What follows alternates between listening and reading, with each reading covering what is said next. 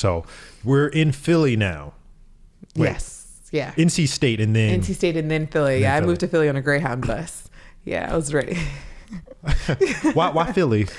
It's so funny. Everyone asked that. There wasn't a particular reason. I knew that I didn't want to be out west. I knew I didn't want to be too far north. I knew I didn't want to be down south with my family necessarily. Okay. I kind of wanted something new, and Philly's black. For me, that was something that I valued.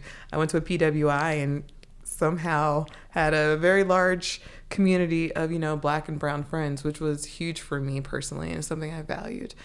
Feeling that like affirmation. Could you tell the people what PWI is? Wait, could I tell that people were PWIs? Yeah. Oh, yes. The people. Of course.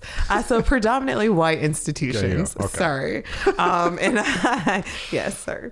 And so I knew that I wanted to be somewhere where I would be working with people that looked like me. That was a really big thing for me. And what I'm very grateful, there may not be a ton of things that I agree with, the program that I came in with, but like they brought in some incredible teachers. Like me and my friends, we have a little group like chat thing called Trill Ass Teachers, and we've been together for the past 10, 11 years. It's a group message? Yeah. I love group messages. Yeah. Tap. Got about 15 different group messages going on at once. That's overwhelming. Ranging from 3 people to 12 group messages. That's too many messages. No, it's good. It's a part of it's the way we connect to each other socially now. So I love it. It's busy, but I love it. Right. Okay. Anyway, sorry. So you're fine. You chose Philly.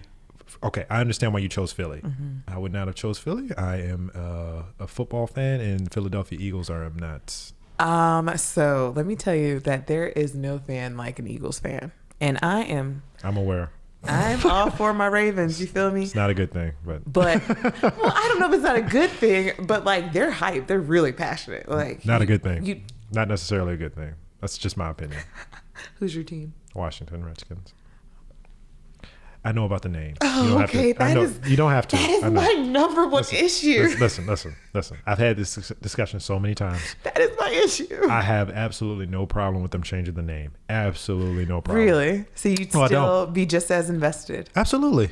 It's not the name that I care about. It's the team. The whole reason why I'm not necessarily pushing for it to be changed. Okay. This is going to be controversial, but this is just me. I grew up with I've never thought of it as such, but there are obviously people out there that the term Redskin. Mm-hmm. There are other people that feel differently about it. I understand that. This is why I don't really get into. Mr. Snyder is the owner of the team. Mm-hmm. No one likes him, so it's almost like. Dan Snyder is his name. Okay. It's almost like if he wants something, we should probably want the opposite. What he wants, and he wants to keep the name.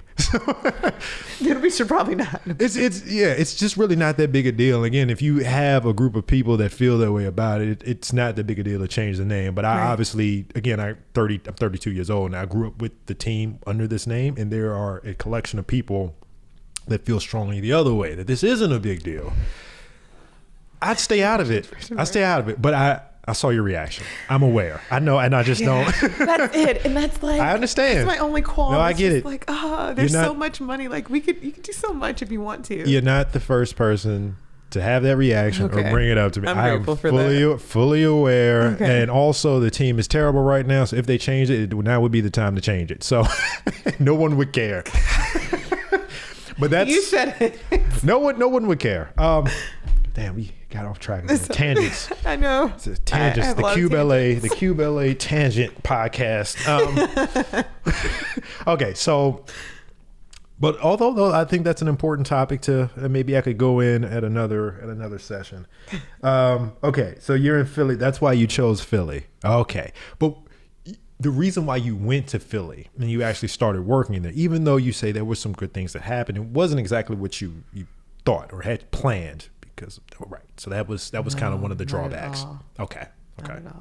So that was a shell shock for you. I got off the bus and I remember saying, hi, hello, hi. And people just were kind of just walking right past me like, why are you talking to me? Oh, you thought you were going to go there and be nice. I thought that I'd get off this bus and be open to a brand new world, and people would just receive me, and just that did not happen. You grew up in the South, basically, though. Yeah, You're Atlanta, then North Carolina, and then parts of Florida, too. Yeah, my family's still in North Carolina. Yeah, you can't do that. Yeah, I mean, later on down the line, after maybe about a year when I learned the culture of the city, I learned, okay, you could do this. Maybe don't do that. That's a bit much. It's kind of obnoxious. I don't even think you can do that in Richmond. Just say hi to people. You don't think so? No. I think so. VCU campus? Here too. VCU campus? So I can't speak on that. No, I can't speak on that one. I don't know. Outside of VCU campus or outside of VCU's campus. I can't speak on VCU's campus. Oh, okay. Well, I thought because you were familiar with VCU, I thought maybe you had spent some time on the campus. Never mind. No. Wait, what school was it? It was in Lawrenceville. I think it was St. Paul's College. I don't know if it's open anymore. St. Paul's. If it is, I'm really sorry to anyone listening. We'll cut it. It's okay. Yeah, St. Paul's. I just slashing everything. Just slashing everything. It's fine. Okay. All right. We are now at, and we haven't left Philly yet.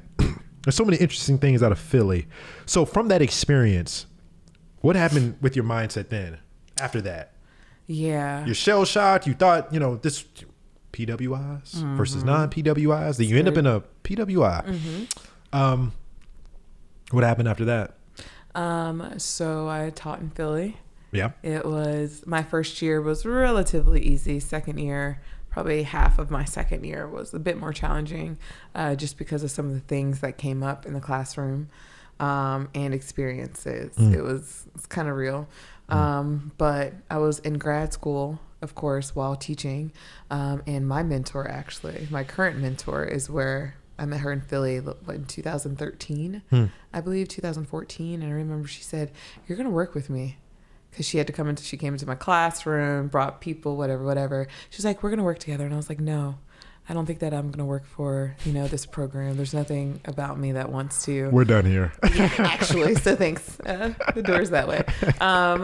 But anyway, when they got rid of my position, and they said that I would be taking on a different position within the school, she also had an opportunity, interviewed, whatever. And then that's when I started coaching. What was interesting about that experience was I was coaching with some of the people that I was just in grad school classes with. So if you can imagine what it feels like to end up coaching some of your peers. Wait. So let's go back a couple steps. So, what were you in grad school? What would you characterize the grad school for? Yeah, education. Okay, so I got my master's in education. Okay. Yeah, I only know my track, so I have to learn other people's track. So that's okay. Okay, so you got your master's in education. After that, you started coaching. Now, here's the next question, the obvious question. Okay. What does that mean? What does coaching mean? So coaching just means you have a cohort of teachers, and essentially you are trying to assist them with their instruction, their skill, identifying mindsets and trying to work through them, creating and developing plans that support them in the areas of instruction or culture, kind of whatever it is that they need is to be more effective teachers. To be more effective with the end or outcome of being more effective for children. Yeah. Got it. And how did you like that experience? I loved coaching. I mean, it was hard at the beginning because, again, I had grad school courses with some of these people, and I'm in their classrooms giving them, trying to give them, pointers or try this or try that. And they're like, I don't know if I can curse on this podcast, but anyway. You can curse. Like, bitch, who are you talking to? But, it's whatever. That's the first curse word on this podcast. I have to decide if I'm going to bleep it or not. You might need to bleep it.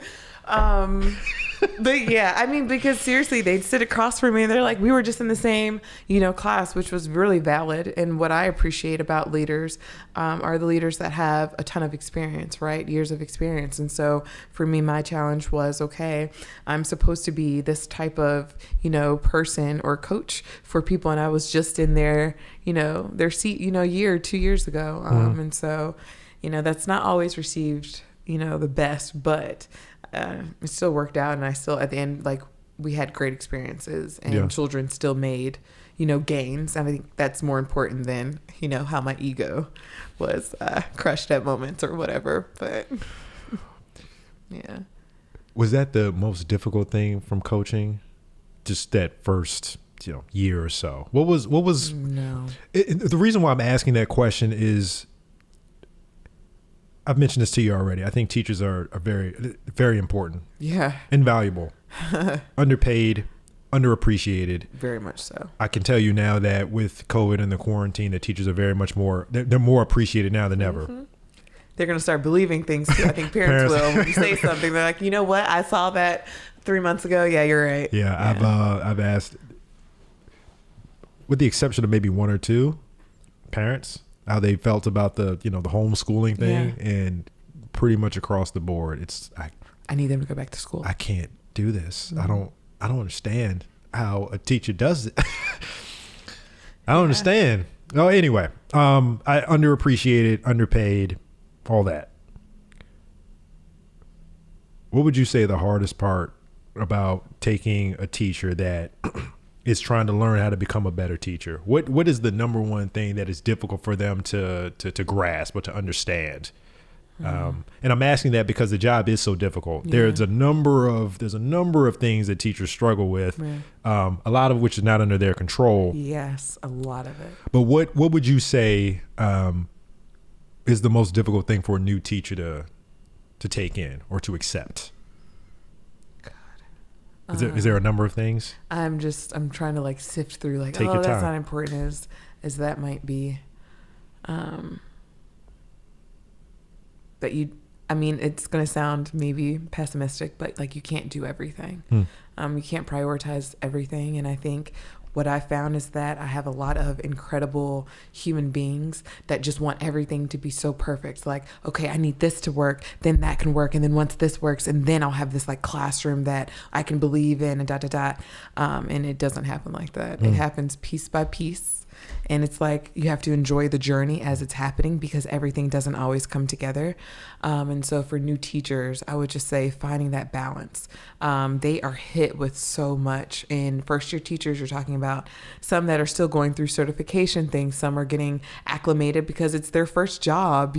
Some of them are career changers who have been in banking for the last 20 years. And then I'm not even going to, you got to consider racism and how that plays a part within education. And then for me, the hardest thing that I did was having those mindset conversations about how some of our biases and prejudices come out when we're in the classroom, when we're teaching students, you know what I mean? So I don't know. For teachers, there's just a lot, but you can't do everything. You kind of have to just take something, work with it, then you have to take something else. And it's I found it was about appreciating all of these, small wins, you know what I mean? Because essentially it's not something, I don't think teaching is something to where you'll get that instant gratification. Maybe sometimes, when you're progress monitoring after maybe 3 or 4 months and you see gains, but holistically, teaching is the long end. It's the, okay, so I know that the work that I'm doing now is going to set you up 2-3 years from now. Yeah. It's the foundation. That's what it's about. And it's I pray that I did what I needed to do so that you could get there. But I don't know. Teachers take on so much. Where do you see the profession going from here? In what regard? Whatever regard comes to mind. I'm more so thinking of, I sent you an article 2 months ago about maybe three. I think it was 2 though. I think it was 2 because it was during COVID, and there were, did I write it down? There were a number of teachers that were leaving the profession and weren't coming back. Is very hard. Yeah. Right. So as someone, I sit on recruitment meetings, and the easy thing about fellowship, we're talking about medicine here, residency, fellowship. The easy thing is the pay stays the same. There's no competitive rates. The pay for one hospital is the same for most hospitals. It's generally close, give or take. But with other jobs outside of residency, outside of fellowship, it's competitive by the hours that you work. It's competitive by the money that you make. Right. And with you, what you've talked about before is charter versus private versus public. Okay. So when I ask you, where do you see the profession going? I guess what I'm asking is, will it become more attractive to people who normally wouldn't go into the profession? Given what we've learned about how important and how difficult the job is, Do you ever see teachers being given their due? I think that if we were to change some things on a larger scale, yes, I do. I think that anything is possible, but you have to have people and processes in place that make it so. And I don't know if we have the best processes in place for teachers because, yeah, you might get benefits, but I don't necessarily feel like teachers always get a say, if that makes sense. In what their benefits are? Not in what their benefits are, but how they can teach, what they can teach, being given some type of autonomy, especially when you're talking about in public schools when you have to utilize a certain curriculum. But what if there's a better curriculum, or what if there's a better way of teaching, but you have to teach within these parameters? I think that that's what kind of becomes hard. I don't know if I answered your question, but I think that it would take there would have to be a shift. I think a shift would have to take place. I think that we have some classrooms that have 30, 35 students. When I'm thinking about teachers, that's a lot. You're talking about not only different ways of, students learning, but they all need something different. And it's like you're only one person in a classroom. And that's not all classrooms. There's some classrooms that might be 1 to 20, 1 to 15 maybe, if you have the space, but if you're lucky, because it just makes it easier, you know what I mean? And so I don't know if I believe that things would change. I think maybe with COVID things might shift, but then I'm really nervous about even what that looks like, because you're going from at least Baltimore City, we were online once COVID happened and we were dismissed from, district office and buildings and things like that. They started trying to create a plan about getting, children online. Okay, we have students that don't have access to online, like trying to figure out like what a packet situation might look like. And heavy May, I don't know. And I want to be really hopeful, but I don't know. You can be optimistic. I'm more of a realist myself. So if you're not optimistic, that's okay. Okay. So you wouldn't say it's not just financial? No. I think that a lot of people, even though they might want to make more money, the pay would not be the first thing that they would share. In my own experiences as teaching, it was like, administration, and I don't believe that this is how we should be operating with children, or I think that we should be doing this, or I just think that values thing comes into play. And when I think about leaders and teachers that I know that really appreciate like their setting, it's because, I know that my leadership believes in me, and I know that they trust me with students, and my children, we have great relationships and they're getting what they need, and we're able to do X, Y, and Z and da. But not every school is like that, And so I think that when you're talking about communities and schools, it's just different people have different experiences. And then even I'm thinking about newer teachers versus teachers who have been in the building for 25 years. Some teachers, when I'm thinking about retention, if you've been in the building 25 years and now you're being asked to do X, Y, and Z and you've never had to do that before, some of them are just like, so I'm out. Got my pension. I have my benefits. I'm fine. I have everything that I need.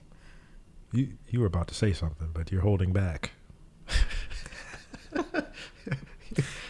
So, pish posh. Yes. What's on your mind there, Danielle? I said pension and you flinched a bit.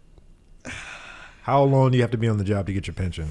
I think 20, 25 years. I don't know exactly, but I do know that is something that I have heard come up.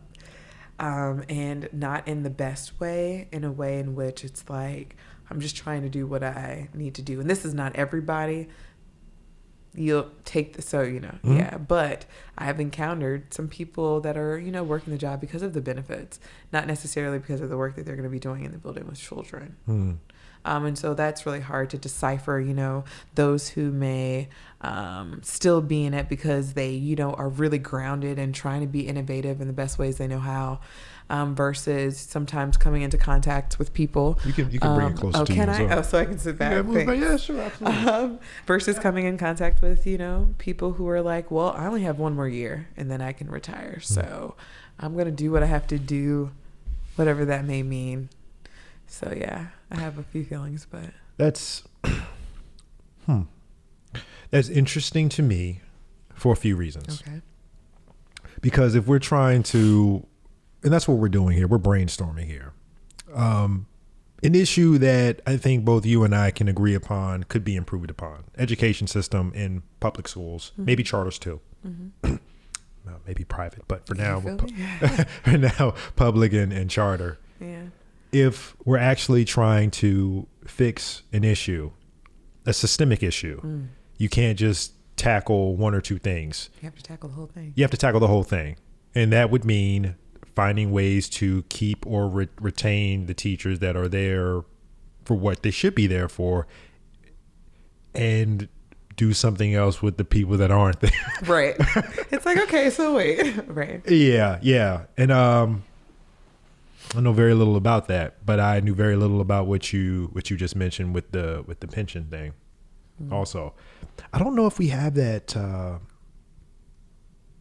We have people that love their job way too much, and you have to kick them out of the building. Oh, yes, you definitely do. Now, you have those some people too. That do not care about retirement. Okay. They don't want to retire. Bump you. I've been in this. I will be in this. Yes. Oh my gosh. In different schools, especially people who started in schools as like volunteers and who have become a part of the school community. Then you have teachers that they started teaching there 10, 15 years ago, and they've seen the transition of the school, everything like that. And so there are people who they don't do it for the money. If they could be doing other things, but they choose to teach. How do you find them? Where are they? They're everywhere. They're everywhere. They're everywhere. Now, whether or not we choose to hold on to them or maybe implement some of their ideas and things like that might be a different story, but they're everywhere. They're everywhere. Yeah. Depending on if we want to make sure that they're in school communities that align, that they mesh well with, that is the best fit, yeah, they will stay. But then again, when you're talking about, school communities and having their own culture, it becomes really hard because not every school community has the culture for the people who are working in the building. So these people are everywhere. You're essentially saying they do have their limits too? Yes. Okay. And without the support, and we're talking about the culture of the individual school, they'll leave. And that's just going to... And you can try to keep them there, but I find a lot of people, even within Baltimore City, if they know that a school placement, it's like, things are not meshing. Like, I don't think that I can stay here. A lot of people are like, but I don't want to leave teaching. I don't want to leave teaching in Baltimore City, but I know that this is like not the school placement for me. And my skills and things like that would be best utilized in this type of environment. And I think that matching is what is kind of, difficult or challenging rather, because you don't always have school communities and people matched in the best way so that everyone's getting what they need. You mentioned, because you did special education when you were in Philly. Yeah. Okay. My familiarity with special education comes from 504's IEP plans. Okay. Behavioral support plans. Yeah. Yes. You feel comfortable talking about that a little bit? Yeah, sure. Okay. All right. So this is what I understand about 504 IEP plans. Okay. They're expensive, especially the IEPs.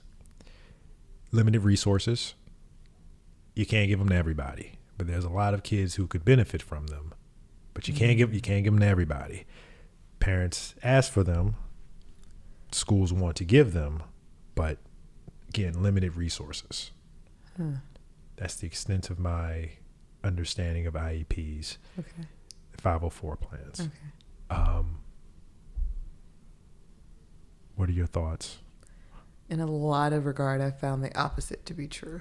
The opposite. Go on. I've found that a lot of parents don't want their students to be identified as receiving support services because of what it may mean. In some communities and in some schools, I think they do a really great job of writing out individualized education plans for students that aren't super specific to where they're not learning, a ton of things, but not broad enough to where they're not learning specific things.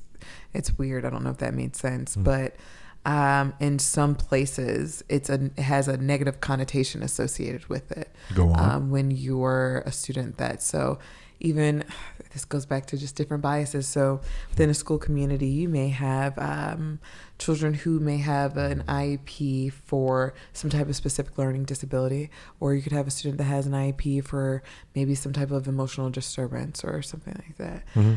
But even the way that they are received, not only by their peers, but by the other adults in the building and like other stakeholders, it says a lot. I don't know if I feel like everyone's special education program is set up to support students the way that we would hope it would. And because of that, sometimes there are a lack of resources when perceived lack of resources when students are identified as needing a plan. And sometimes that means their least restrictive environment being in a special education classroom versus being in general population. So I think it just depends on your setting again. And yeah, they are expensive, but then again, the money that you receive per pupil for students who are identified as receiving support services versus those that aren't is a little bit greater. And so, yeah, how that actually plays out in the support of children might be interesting, but yeah, I think it just depends. Depends on the school. Yeah. Okay. So you touched on something I think we should touch on too, which is you mentioned, I think you were hinting at stigma with the IEP plans. Yeah, I could talk about that if you don't want to, but you're speaking on if someone needs to take a special ed course, gets a diagnosis of some sort. A lot of times it's ADHD, learning disability. ADHD is usually one of the big ones. Right, it is. Yeah, it's one of the big ones. I mean, I diagnosed it myself, so I know. Yeah, right. Yeah. Yeah. In your experience, you found that there are people that don't want the IEPs because of what comes along with the label of ADHD special needs.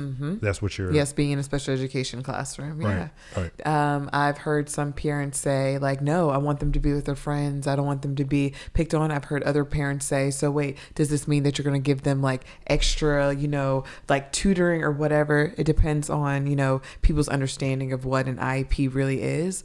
And it's meant to be super supportive of a student, but then again, theory versus application. We can create these documents, but if we're not carrying things out with fidelity, it's just a document. No, I've found that too. You'll either have it's usually not in the middle either. It's parent wants IEP. They want all the support. All of them. They don't care. All of them. My boy and my girls, you gonna help. You gonna help them. They get this too, and you can do this, and it'll be perfect. Yes. And then there's the opposite end of the spectrum, which I do think, and it's not even a mental illness thing. It's just receiving help in general. And I'm speaking more so amongst our community, in the Black community, right?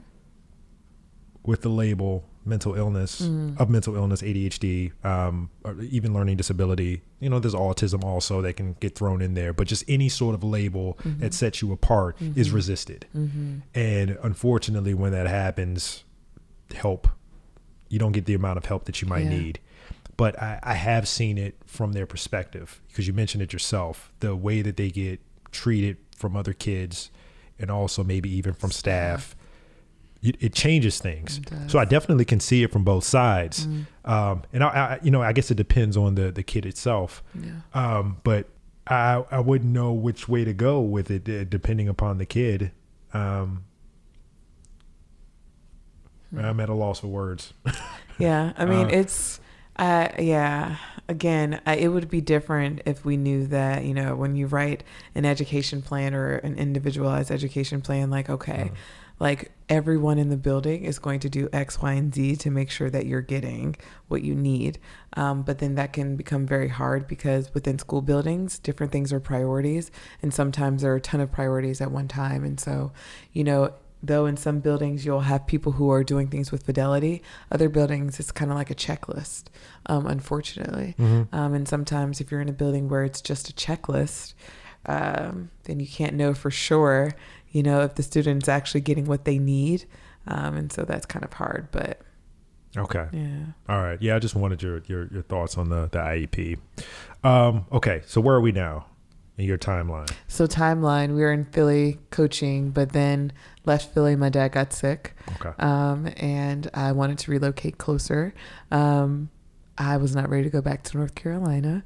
And so there was an opening, a coaching opening in Baltimore, same thing I was doing in Philly. So I just stayed with the same organization, coached here in Baltimore. Yeah, great experience. It's been good. Then I wasn't coaching anymore and didn't love my job so much. And then I came to, this partner role. So. Wait. So you're coaching in Baltimore. Mm-hmm. You liked it? You didn't like it? Oh, I did like it. You did like it? I did. Oh, so why'd you switch to the new job? So the organization I was working for, they kind of got rid of the coaching. So I was going to be working on more so professional development. I did that or whatever. And then it was fine. But I think that the organization started going in a direction that I didn't really sign up for. And I was much more so, focused on, okay, I'm doing this because I know at the end of the day that this is going to impact children in the classroom. These are things that they can implement the next day. That wasn't really a thing in my new role. Not the partner role, but right after coaching. And so then I was like, you know what? I would like exposure. And I was like, what better exposure to have than to be working, with the district? Because then you really get to see things firsthand and how they play out. So, yeah. Well, with the, you mentioned this to me before. Things are different pre-COVID than they are current. Yeah. With your role. Yeah. How has it changed? So it's changed in that now we have an engagement specialist. So instead of the partner being the go-to for all of the staff in the entire school plus the administration, it shifted. And so now we're supposed to be more so just working with admin. But of course, you get things from employees all the time asking you questions about like benefits and things like that. And then I think now everything being virtual has kind of shifted the game too, because like teachers are online and school's out now, but teaching virtually is just very different. Management looks different virtually. Instruction looks different virtually. So there are some potential barriers that may not be there when you're in a virtual setting. But then again, there are some barriers within the virtual setting that you wouldn't get if you were in person. And so what I'm interested in learning is what we're going to do when we're having students and children and people come back to the building. Because I know that our operation is going to look different. It has to. I just don't know how. It's going to change again. Yeah. Have they mentioned to you, because I've heard January when they might come back, the kids. You've heard that? I have no idea. Oh, you don't want to comment? Oh, you're just not going to say anything? It's okay. It's fine. That's not what it is. It's just... I'm in the know. I'm in the know. I am. Everyone has their own ideas, and so I'm kind of just sitting and waiting. Because though I think January is plausible, I could see a space in which I know some communities or school districts are talking about doing an A and B type day where some students come and not all. Some students stay home and get their instruction. Others come. I don't know how realistic that would be for us. You feel me? But I have no idea. Yeah. I don't know. Making stuff up as we go along. This has not been the CDC's finest hour. It hasn't been. And I love it's not like I love the CDC, but they're respectable. I have a few friends that work for the CDC. Yeah, well, that's fine. I'm not taking back what I said. I said. It hasn't been the fight, just because I think with this all being so new, and I don't know if the public is aware of this, but the reason why there's so many new things going is people are trying to research so many different things, and they're sending so many different things into papers, and because of the urgency, it's getting approved, whereas usually it would take 3 months, 6 months to get approved. It's getting done in months, 2-3 weeks. Yeah. That's why I think a lot of I don't even want to call it bad information. I would just say that it's information that hasn't been verified. It's just sort of filtering out, and people hear it from, say, the CDC, and they just take it as fact, as law. Yeah. And yeah, so I don't blame the CDC, but again, it hasn't been their finest. I'm just saying. Their finest hour. But right. I certainly understand the pressures that they're going through, and try to be patient. Yeah. I'm working on my patience as well. Oh, with your friends or with the CDC? Just with everyone, CDC, everything. Just the world. Yeah. Yeah, I think unfortunately we're half quarantining. Yes. With Florida, Georgia, and what other state open? Texas. With all those states opening up, people are flying in there and they're going right back to where they came from. That kind of breaks the purpose of quarantine. It's spreading, and it's almost at a point where there's, if you're gonna do it, you might as well just do it all the way. Exactly, or not do it at all. Yeah, but don't quote me on that. I might cut that. Yeah, just in case someone takes it. No, I might. No, it's just I'm thinking out loud. I'm a psychiatrist. I'm not an infectious disease expert. I don't think you can have quarantine, with the country and it just spreads. And I remember you saying that before. Yeah. Delaying the inevitable. Anyway, okay. This was fun. Anything else? I was really nervous, but were you? Yeah. Yes. Yeah, very much so. It always starts off rocky just because you got to get in the. You got to get into the vibe and the feel of it, find your comfort. It's the worst because I'll just make like these off color, and I don't even mean what I'm saying. It's just what. But it's funny, and it just creates a space where you can kind of relax. Yeah, I mean, I think so. Well, I'm glad you enjoyed yourself. I appreciate you coming by. I do think you've given a lot of insight into the teacher's perspective. Not only the teacher's perspective, but a teacher, African American female, trying to make a change in African American neighborhoods, right? All of this applies to not just African Americans, though it applies to many other neighborhoods, right, impoverished and otherwise. So this was fun. You sure you don't want a Red Bull? They destroy your insides. What does that mean? What do you mean? So I saw this video. No. What?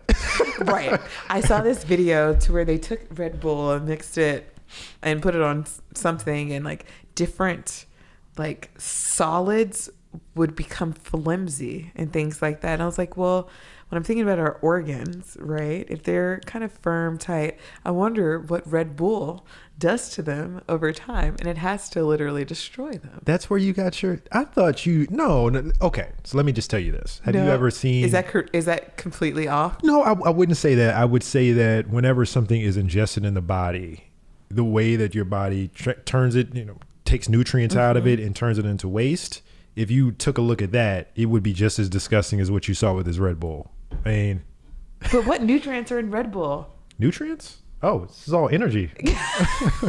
Nutrients. I'm not looking for nutrients. I'm just saying. Nutrients. I need energy. I'm just speaking on what things look like when they enter your body, and then when they're utilized by your body and then leave your body. Flush out. Yes. Of course, if I take something like a Red Bull or any other substance and I let it sit out, it's gonna look disgusting like 2 weeks later, or if I digest it. I don't know. No, I get it. Are you still gonna drink them though? Yeah, I'll probably still drink. Probably still drink. Because I didn't see the video. I don't have any peer-reviewed evidence behind the video. When we get off of this, I'm going to send you the video. Sure. You can show me whatever video you have, and I'll take it into consideration. I appreciate that. It's just, hey, just take it and do with it what you will. Anyway, any of my doctor friends that are listening, I apologize for the ridiculousness of what I just said in that portion of the conversation. Okay, so we're all finished. I'm going to stop the video. Okay. And anything else you want to say? No. Any contact information you want to put out there? Some people like to put out their social medias. I mean, I'm not a huge, I don't know, peachesfromauntsarah. That's your IG? Yeah. Okay. I love Nina Simone. So. Yeah, sure. Yeah, I'm trying to be, you notice I did an introduction before we started. I'm giving your socials, trying to be better at this. So, all right, we're all done. Thanks for stopping by. Thanks.